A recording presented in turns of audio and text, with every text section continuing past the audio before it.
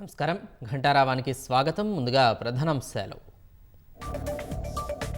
గతంలో మాట్లాడిన మాటలపై సీఎం ఆత్మవిమర్శ చేసుకోవాలన్న హరీష్. ముఖ్యమంత్రి అయ్యాక ఉన్న పథకాలని ఇవ్వట్లేదని ధ్వజం.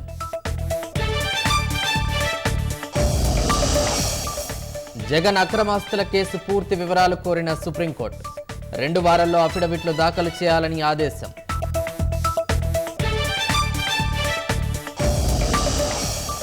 పార్లమెంటును కుదిపేస్తున్న అదానీ అవినీతి వ్యవహారాల అంశం చర్చించాలని విపక్షాల ఆందోళన.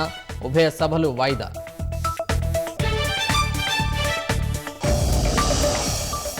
రంగారెడ్డి జిల్లా మాన్యగూడలో మహిళా కానిస్టేబుల్ దారుణ హత్య.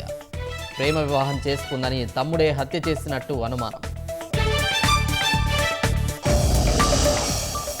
కన్నడ నటి శోభిత మృతి కేసులో కొనసాగుతున్న దర్యాప్తు. ఆత్మహత్యకు గల కారణాలను విశ్లేషిస్తున్న పోలీసులు.